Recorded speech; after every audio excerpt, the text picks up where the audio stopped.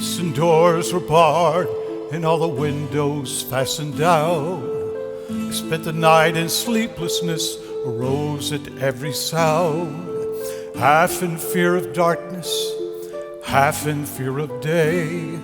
Would find the soldiers breaking through to drag us all away. Just before the sunrise, I heard something at the wall. A gate began to rattle, a voice began to call. I hurried to the window, looked down into the street, expecting swords and torches and the sound of soldiers' feet. There was no one there but Mary, so I went to let her in. John stood there beside me as she told us where she'd been. She said they moved him in the night, and none of us knows where. The stone's been rolled away, and his body isn't there. We both ran toward the garden. John ran on ahead. We found the grave and the empty tomb, just the way that Mary said. But the winding sheet they'd wrapped him in was just an empty shell. And how or why they'd taken him was more than I could tell. But something strange had happened there, just what I didn't know. John believed a miracle, but I just turned to go.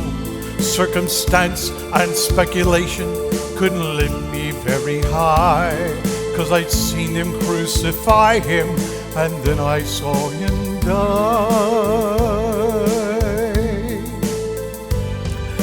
Back inside the house again, the guilt and anguish came.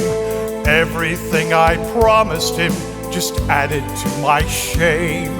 When at last it came to choices, I denied I knew his name. And even if he was alive, it wouldn't be the same.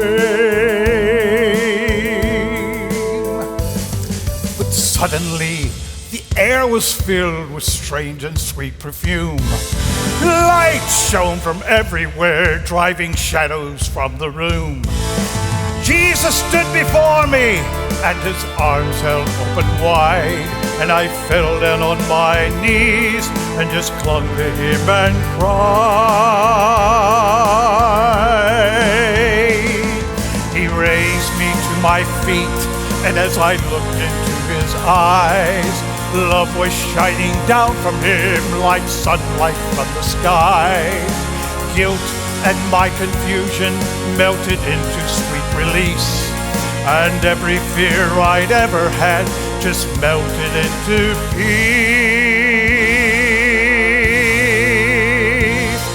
Early that morning, when the women went to the tomb, the angel said, "Why seek ye the living among the dead? He's not here, for he is risen. He's alive!